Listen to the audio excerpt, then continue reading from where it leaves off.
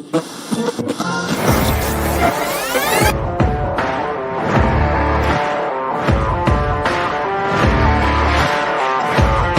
great, but being different for the sake of being different, I'm not a big fan of, right? If you just want to be different for the sake technology of it. Technology, I would hide behind it. And you start to hear some of their challenges, and yes. Because it speaks to the core of who you are and what drives you forward. Because what makes you different is what drives you.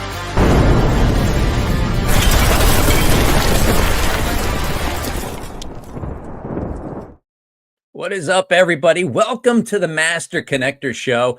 I'm your co-host, Rob Genovese, and I hope you're joining us every single week. We're going on live 1 p.m. Wednesdays Eastern Time here on LinkedIn, and we're also broadcasting out to YouTube as well. And you can find us on Spotify and Apple Podcasts to catch the audio version of the show. And listen, we do have a great show for you today.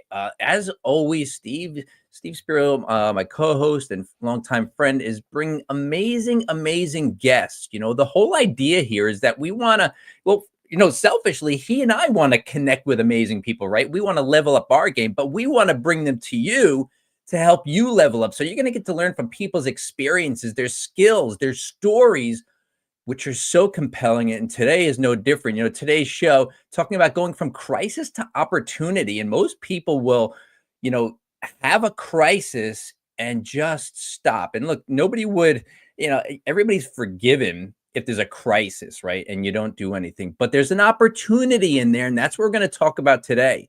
And like I said, we have great guests that are always coming in every single week. So go to masterconnector.show and you can see who's booked out. Look, if you can't make it every week, but I suggest you bookmark your calendar so you don't miss a show. But if you can't, you can go to masterconnector.show and you can find the person that you need to hear from that maybe is going to help you level up, maybe help make that connection so that you can further your opportunity, whatever it may be, because we're bringing very accomplished people. And speaking of accomplished people, my buddy Steve, like we go back 26 years, of course, two former shy guys, two introverts who conquered shyness. Still introverts, though. It's kind of an energy thing. But, here we are hosting a show, talking with people. He and I are connectors. We have constantly and for years been connecting with people because we know that the best things come from when you connect with people. But help me bring him, because he is the master connector, to the stage, Mr. Steve Spiro. What's up, Steve? Hey, Rob G. How you doing, sir? Great to have. Great, man. It has been such a journey. And, we're going to talk about crisis, from crisis to opportunity. And not that it was a crisis, but, obviously Cameron, who was on our 200th episode, not having him, wow, that was a bit of a crisis. But the opportunity was having you as a co-host now. I think it's not putting down Cameron and the partnership, but I think we've been able to take it and taking it to the next level. So super excited to partner with you. But yeah, it's amazing. Well, anyway, what's going on, friends? Steve Spiro, the Master Connector, coming at you live and direct. So excited to be on. Can't wait for you to hear David. It's going to be an incredible show. But listen, we all go through stuff. It's just part of life, right? I mean, you guys know some of my story. I was bullied as a kid, right? I think if I wasn't bullied, I wouldn't be a double black belt today. So I think that crisis, that challenge, that adversity, became a great opportunity. And it's Think and Grow Rich, Master Key to Riches. I'm blanking on the name. Napoleon Hill. There you go. He wrote a couple books, and he wrote, in every adversity lies a seed of equal or greater benefit. And so there is incredible, benefits that come if you continue to press forward. Winston Churchill said it, right? Never give up, right? Never. You just got to know that there's going to be a silver lining. And sometimes it's a cliche to people, but I believe it's true. I've learned that if you don't quit, you keep persevering, good things are going to come. It's a season, right? There's a scripture, right? I walk through the valley of darkness, right? Remember, I walked through. It's not, I walked there to stay, right? You're just passing through. So you want to make sure that when these negative things happen, that you're understanding. You want to have hope. You want to believe that you want to have faith.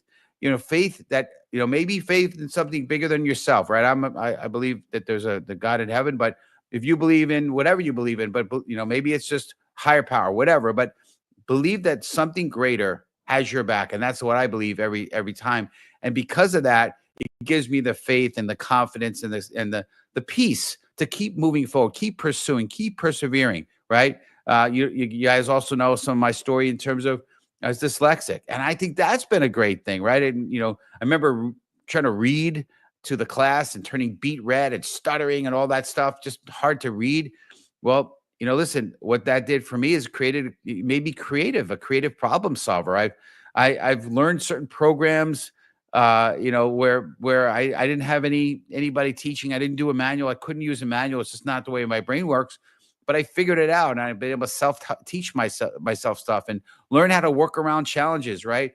Every now and then we'll get a piece of furniture from IKEA, and I can't even do that manual. So I'll do a decent job, although sometimes a shelf is backwards or I'm missing a screw in it. It kind of may not have much security or whatever. But the majority of it is I'm able to work around it and make it work. And to me, whenever there's a struggle or challenge, it's like a boulder in front of you. You break through it, with every bit of your strength.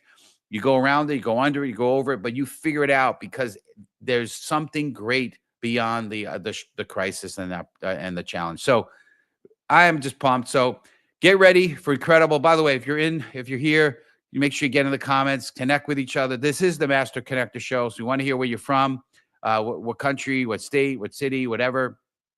And make sure if you have any questions, put them in the chat. But I am ready to pass it to you, sir. If you're ready, community, type in "Let's go." Turn it to you, sir. Thanks, Steve. Look, we're not going to waste any more time. David Woods Bartley has experienced both great success and profound challenges, from leading a nationally recognized nonprofit to battling childhood trauma and life-threatening mental illness. After surviving a suicide attempt, he committed himself to transforming conversations around mental health, suicide, and male sexual trauma. Now a global thought leader, TEDx speaker, and mental health advocate, David has delivered over 800 presentations worldwide, including for the U.S. military, NASA, FDA, top universities. He holds multiple mental health certifications and works to bring these critical topics out of the shadows, inspiring hope and resilience in individuals and organizations everywhere. Please welcome to the show, Mr. David Woods Bartley. What's up, David? Brothers, thank you so much. What an incredible, and Steve, I did not know that you were a double black belt. And you know what? Thank you also for reminding me, who does not have the challenge of dyslexia, to expand my compassion and empathy down to the minutia when you talk about, like, hey, I'm trying to put some furniture together and I have to deal with looking at the man. That's extraordinary. And it's interesting because until recently, I didn't realize, I had this thought, because you all are so great about talking about resilience, that resilience is impossible without experience. I love that. Yeah. I know, it's just like, oh, wow. Which is what you quoted Napoleon Hill and of course, Churchill. And we talked about Brene Brown, Rob and I, before the show. And I'm just pumped to be here.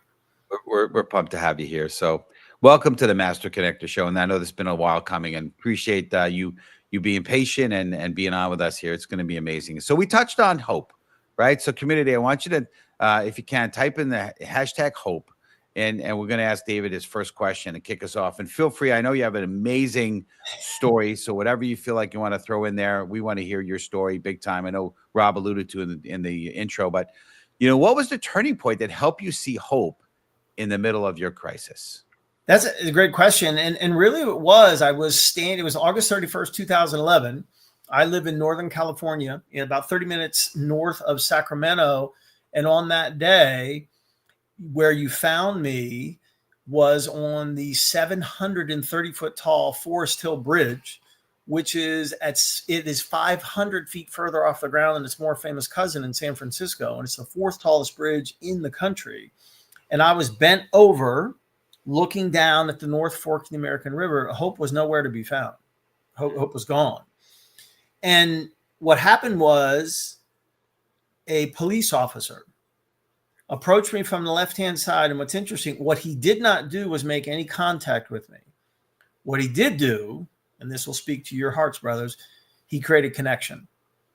And my belief, the platform of my work is that connection creates this thing called hope. And hope is the thing that saves lives. And he did it in the most beautiful, wonderful ways that we can talk about. And it's things that I go around and encouraging people to do, because there's a great doctor. His name is Dr. Drew Ramsey. He is a wild man on Instagram. He's a psychiatrist. And he reminds us this. He says, someone you see today is thinking about killing themselves. Your smile, your question, your love could save them. Trust me, they told me it did. That's incredible. Yeah, listen, one of the things, as you Rob alluded to, I'll just speak for myself, introvert, right? And for a long time, extremely wounded and broken as an individual.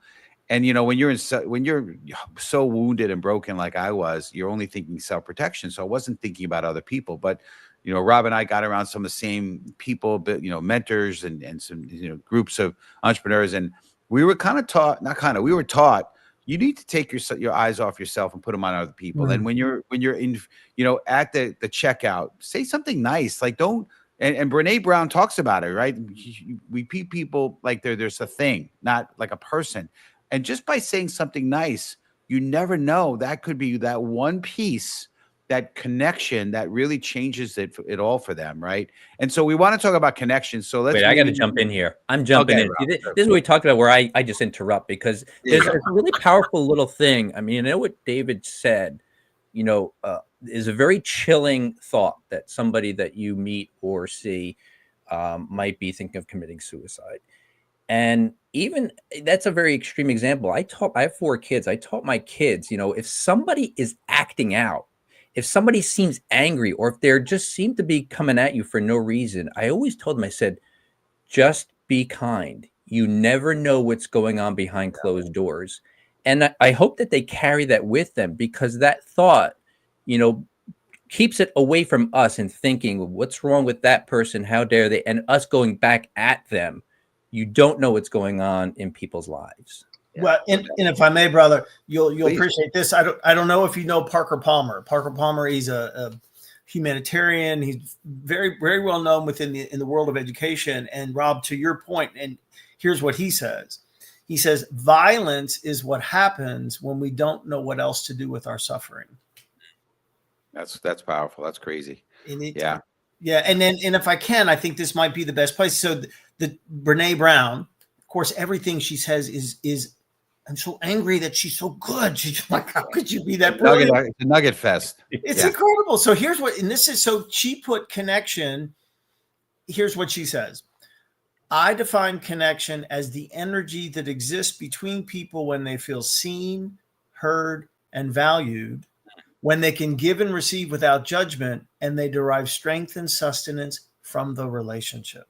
That's so powerful. That's like, boom, mic drop right there. Exactly what I do every time. And I say, so for me to go circle all the way back to hope, I say there's only one emotion that comes out of that. Yeah. We know what it's like. This right here, right now, is an experience of me feeling connected with both of you. Is I have the feeling of hope. And so I'm obsessed, obviously, with definitions and quotations. And in the dictionary, I always go to the Cambridge Dictionary, because I figure English people know the English language better than I do. And so hope is defined as the feeling that what is wanted can be had. So if you're suicidal, if you lined up 10,000 people who are like me, and you say, okay, you only get to describe your experience by one feeling, they're all going to say the same thing. They're all going to say hopeless. Yeah. So therefore, if the converse, we learn this in math, must be true, then if I can provide you with the feeling that what is wanted can be had, and what is wanted is my pain to go away, if I can create the space where you feel hope, will you stay around? Yeah. Well, of course I will. Well, of course. No one attempts suicide when they feel hope, not that emotion. Yeah. Listen, if you're hearing this and there is a feeling of despair or hopelessness, I want you to reach out to somebody, reach out professionally. I know there's some 800 numbers. Maybe Rob can find the number in case this is reaching somebody right now that needs hope. But I'm hoping that this message inspires you. And we spoke about it back in the green room. A lot of it is just connection. Just reach out, just talking to somebody. It's just so important. So I want to talk about connections, community. Just type in #connection. Before I ask this question, just want to acknowledge a few people, right? It's great.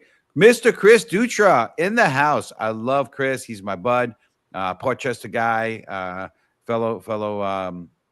Actually, he might be in White Plains now. I don't know. I thought he was Portchester, but anyway, Yolanda, of course, Yolanda Chin. Just love and appreciate you being incredible friend of the show, always on with us. It's not a show unless Yolanda's in the show. We got Coach Princey in the house here, and then Lynette. So it looks like we're kind of global today. We're seeing some people from India, some people from Kenya. Pretty amazing. But hopes everywhere, for sure. And then we also have Aika in the house. Hoping I'm pronouncing your name properly. And Chris is acknowledging me. You are the man. So I know I'm your man, but you're the man. Anyway, all right, let's talk about connection. How did building connections with others play a role in your recovery and your growth? It's everything. It's the of my I talk about that the path that I've journeyed from mental healthness to mental wellness is you have to be committed to self-care. So it's body, mind, and spirit. So diet, sleep, exercise, time outside, meds, counseling, therapy, group, ECT, which we can talk about. But the foundation is connection. The experience I need to feel hope. And the way to be hope is for me to be connected. And so, you talk about names. What I preach about, quite frankly, is there's 3 methods of connection. 1 is recognition, 2 is expression, 3 is understanding. And the first thing I talk about is become great at using and remembering people's names, because it was Dale Carnegie who said that to a person, the sound of that person's name is the sweetest sound in any language. So the homework assignment to everybody around the world who is tuning into this amazing show is next time you go out for a meal, you're going to be in relationship with that server for a good hour. Every time, not every other, not every third, every single time that soul comes to the table, use their name. That's awesome. And then you text me at the end of that and you tell me what happens, and you'll be amazed. Yeah. It's funny. I mean, I bring up my kids often because they have taught me how to lead people, right? Because the kids they follow their parents, right? So there's an immense responsibility on my shoulders as a parent, and they're older now, but I would do that in the restaurants. And I remember my son, he's my youngest. He's 18 now, but when he was much younger, he'd go, "Dad, why are you calling her by her first name? Do you know her?" And I go, "No." He goes, "Well, why do you do that?" I said, "Well, first of all, it makes her feel like she's valued." I said, and second of all, it's right there on her. Obviously, she wants me to call her by her name. Love that. That's great. I love it. That's awesome. Well, let's keep this ball rolling. This has been tremendous, and I love what you said, David, about the value of somebody's name. It's so important. We talk about that on the show a lot, right? The name and learning about them, yes, and what makes them tick. The most important favorite topic is themselves, unfortunately, which might sound selfish, but it's human nature. We can't argue with that. But I know speaking of which, you've been through a lot. And you've got incredible resilience. So we want to speak about and learn about that. So type in #resilience community. But what mindset shifts help you turn tragedy into opportunity, for something greater? It really, not to be repetitive or redundant, but it really goes back to connection. Because there is no way that I would have been able to make this journey from hellness to wellness without the people in my life.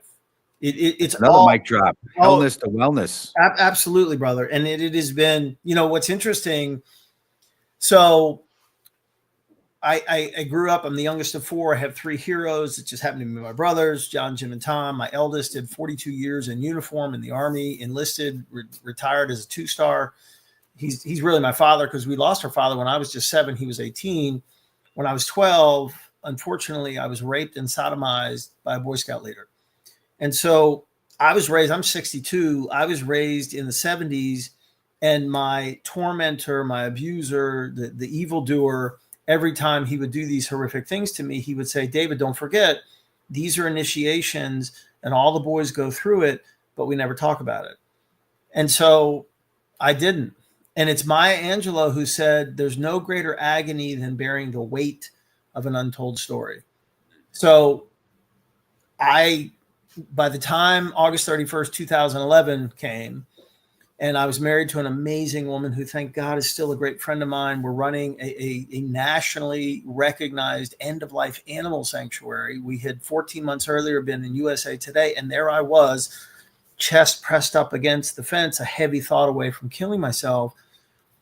It had that officer not created connection by the way of two simple questions, I wouldn't be here. And then it was it's amazing how life, the universe will put people in your presence at the right and perfect time. So I'm taken off the bridge to an emergency room. Now I'm going to a psych ward, and I'm freaked out, and why didn't you let me kill myself? All these different things. And I'll never forget, the man's name was Tom. He was huge. He was like a huge bear. And he sensed like my man's in trouble. And I'll never forget, his hand was like seeming like 10 times the size of mine. And he put it right on my heart. And he said, brother, I can only imagine how you're feeling. Interesting. What he didn't say was, I know exactly how you feel. What he said was, I can only imagine how you're feeling, but you got to trust me. You're going to a good place, and these are good people. And he says, he said, I don't know what it is about you, but I know you're going to be okay. And here 14 years later, I would love to somehow find that man and say, you know what? Thank you. And it's been moment by moment by moment by moment by moment, person by person by person by person. And especially for we men, okay, you got to suck it up, buttercup. You know what? That is an outdated modality. That does not work. We gotta.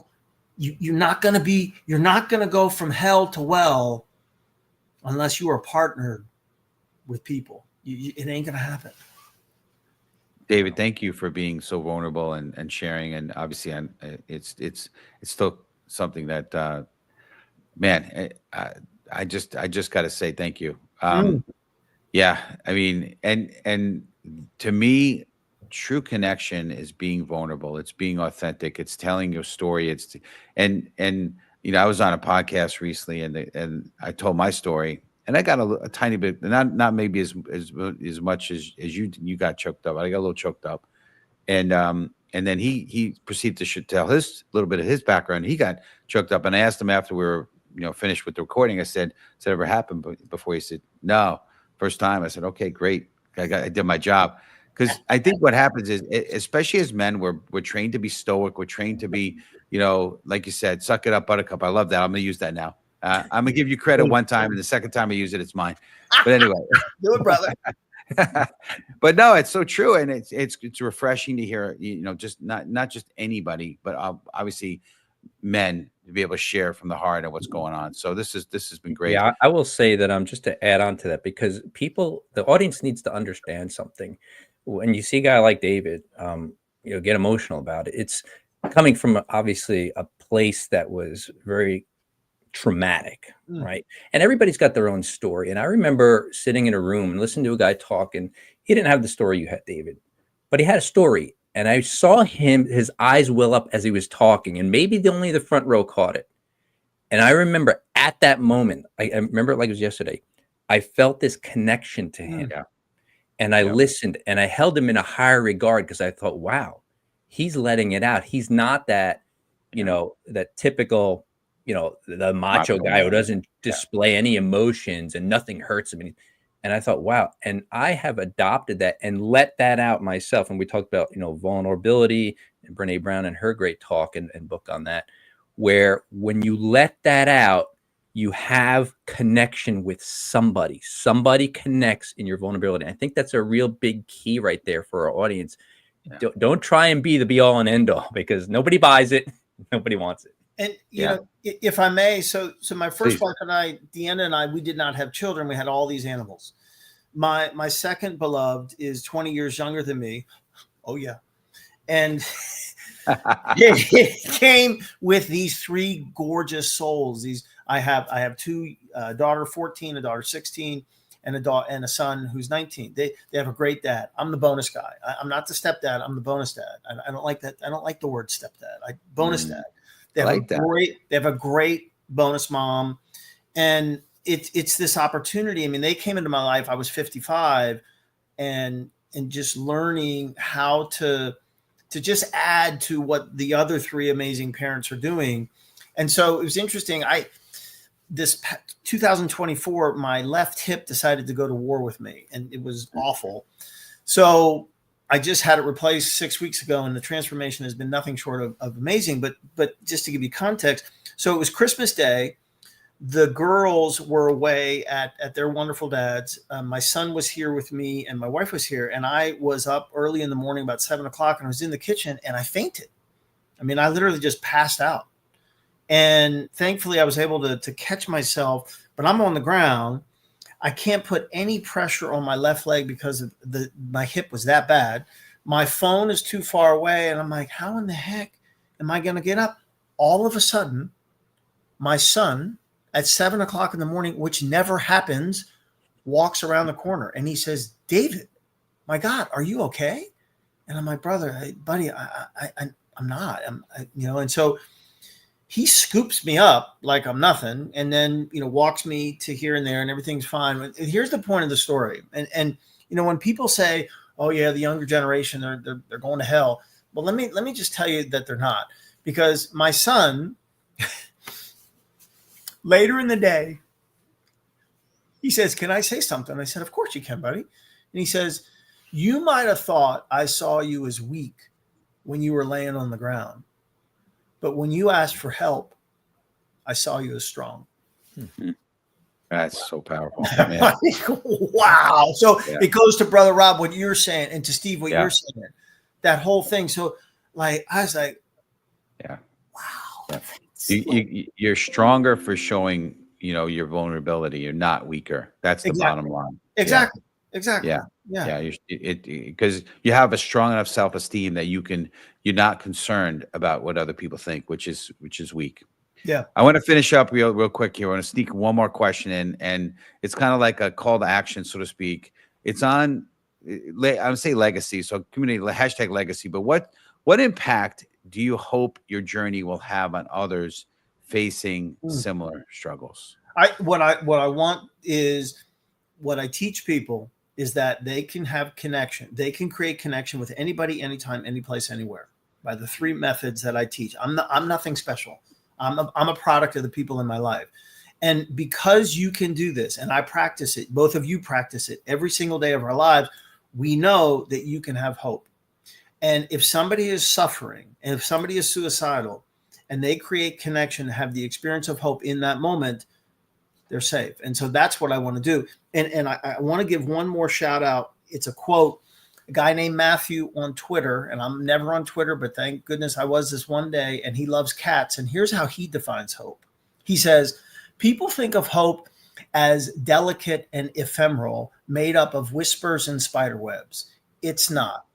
Hope has dirt on her face, blood on her knuckles, the grit of cobblestone in her hair, and she just spit out a tooth as she rises for another go. You need to send that to me. I will.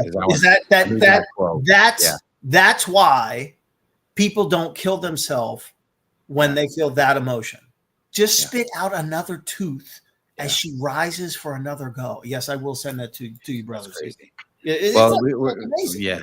We're winding down the show here, but David, this has been incredible. I know you have something you want to offer our community that's incredible value besides the amazing value you provided us for the show. But would you tell us about what you like to offer the community? Yeah, I do. So I wrote a children's book called The Blue Elephant, and it is basically my story. And it came from the universe. I can take no credit for it because it literally downloaded into my head in like a minute.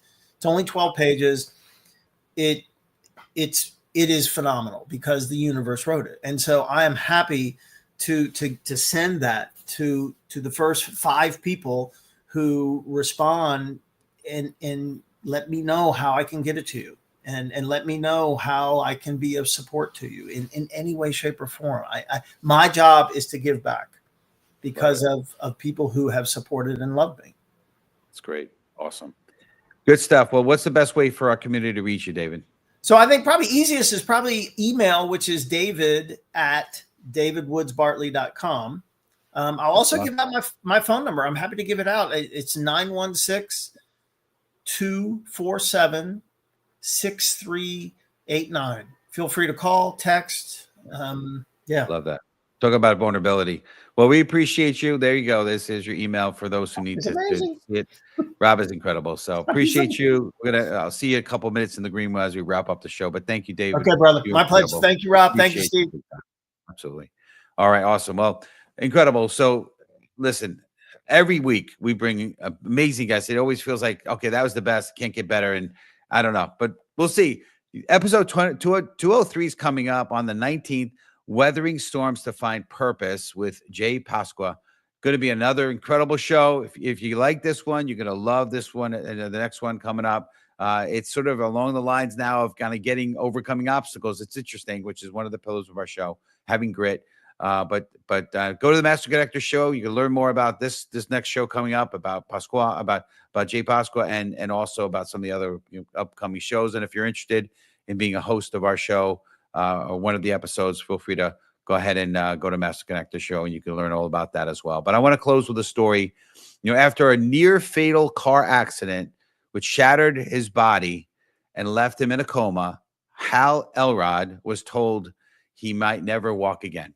Refusing to accept defeat, he embraced a mindset of resilience, not only recovering, but later running an ultramarathon and writing The Miracle Morning, a book that transformed millions of lives. His crisis became the foundation for global movement, proving that even life's darkest moments can lead to extraordinary opportunities. Folks, when crisis comes, and we know it will, let's look for the opportunity and to continue to move forward and succeed, so ultimately we could shine our light. God bless. See you next week. And you start to hear some of their challenges, and yes, because it speaks to the core of who you are and what drives you forward. Because what makes you different is what drives